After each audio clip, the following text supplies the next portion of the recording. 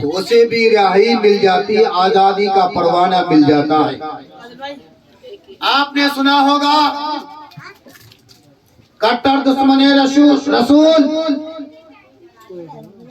جو زندگی بھر رسول کے ساتھ دشمنی کرتا رہا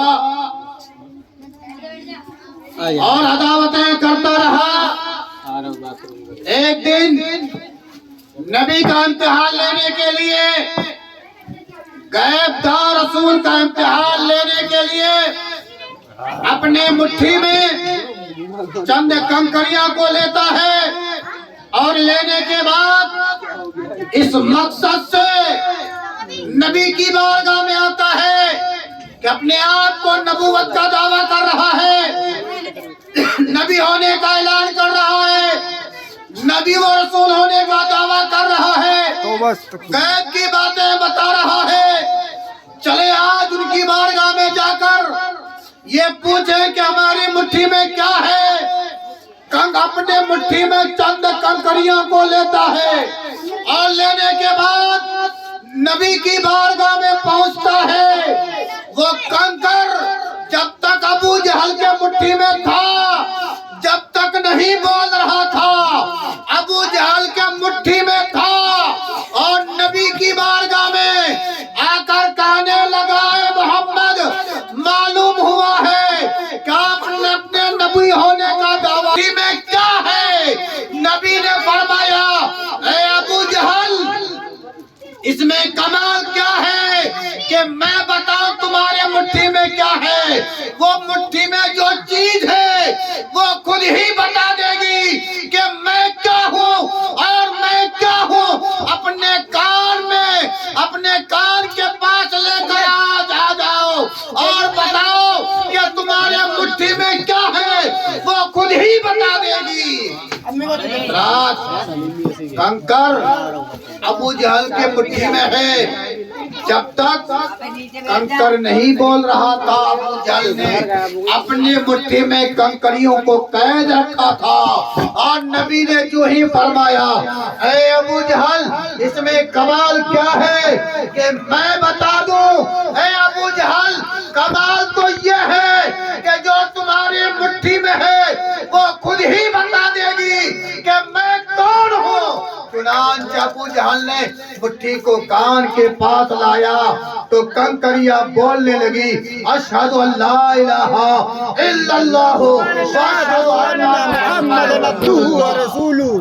سبحان اللہ۔ ابو جہل کے مٹھی میں کنکریاں کلمہ پڑھنے لگی، نبی کی نبوت کی گواہی دینے لگی۔ ابو جہل کہنے لگا کہ میرے مٹھی میں جو چیز ہے ان چیزوں پر بھی محمد کی جادو چل رہی ہے۔ فوراً ابو جہل مٹھی کو کھولتا ہے اور مٹھی سے کنکریوں کو پھینک دیتا ہے۔ پھینکنا نہیں، جب تک مٹھی میں کنکریاں نہیں بول رہی تھی تو مٹھی میں کنکریاں قید تھی، اور جب مٹھی میں کنکریاں بولنے لگی ہے تو ابو جہل کنکریوں کو آزاد کر دیتا ہے۔ اس لیے محترم سامعین کرام، جب بولیں گے آپ تو آزاد ہو جائیں گے۔ درود پاک پر اللہم صلی علی سیدنا مولانا محمد بارک وسلم، صلاۃ و سلام علیک یا رسول اللہ، صلاۃ و سلام علیک یا نبی اللہ، صلاۃ و سلام علیک یا نبی اللہ۔ حضرات گرامی، حدیث پاک میں آیا ہے، کتابوں میں آیا ہے کہ ایک مرتبہ حضرت سیدنا جبرائیل علیہ السلام بارگاہ رسالت میں حاضر ہوئے، عرض کرنے لگے، یا رسول اللہ، ابھی میں نے ایک فرشتہ کو دیکھا جو پر اور بازو کے ساتھ کٹے ہوئے تھے، اور وہ کوہ کاف میں آنسو بہا رہا ہے، رو رہا ہے۔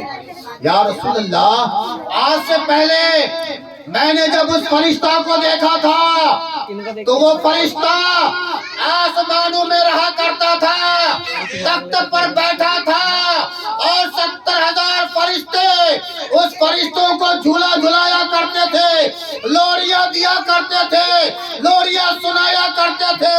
یا رسول اللہ، ماجرا سمجھ میں نہیں آ رہا ہے۔ آج سے پہلے جب میں نے اس فرشتہ کو دیکھا تھا، آسمانوں پر تخت نشی تھا، مگر آج وہ فرشتہ ہے اور مجھ سے فریاد کر رہا ہے، اے جبرائیل بارگاہ خداوندی میں میری سفارش کرو۔ چنانچہ فرشتہ حضرت جبرائیل علیہ السلام سے کہنے لگا، اے جبرائیل بارگاہ رسالت میں، بارگاہ خداوندی میں میری سفارش کرو، میرے لیے دعا کرو۔ فرشتہ کہنے لگا کہ اے فرشتہ، آخر تمہارا جرم کیا ہے، تمہارا قصور کیا ہے کہ تم بازو کے ساتھ کٹے ہوئے کوئے کاف میں آنسو بہا رہے ہو؟ وہ فرشتہ کہنے لگا، اے جبرائیل سنو سنو، آج سے پہلے کی بات ہے، رجب المرجب کی 87ویں کی تاریخ تھی، شب معراج کی رات کا واقعہ تھا۔ میں اس سے پہلے آسمانوں پر تخت پر بیٹھا تھا، امام الانبیاء کی سواری جا رہی تھی، اور میں امام الانبیاء کی جب سواری جا رہی تھی، امام الانبیاء کے تعظیم کے لیے میں کھڑا نہیں ہوا، میں اپنے تخت پر بیٹھا رہا گیا۔ رب تبارک و تعالیٰ کو غیرت آئی اور رب تبارک و تعالیٰ نے فرمایا، اے فرشتہ، جس معبود کے صدقے میں نے زمین کا فرش بچھایا ہے، جس معبود کے صدقے میں نے آسمان کا سامیہ لگایا ہے، جس معبود کے صدقے میں نے جنت و دوزخ کو بنایا ہے، حور و غلمان کو بنایا ہے، چاند و سورج کو بنایا ہے، گرجے کے کائنات کی تمام چیز کو پیدا کیا ہے، میں نے اپنے محبوب کے صدقے میں، آج وہ میرا محبوب میری ملاقات کے لیے آ رہا ہے اور اس کی تعظیم کے لیے کھڑا نہیں ہوا ہے، یہ مجھ کو گوارا نہیں ہے، اس لیے رب تبارک و تعالیٰ نے آسمانوں سے مجھے کوہ کاف میں اتار دیا ہے۔ یہ میرا جرم تھا۔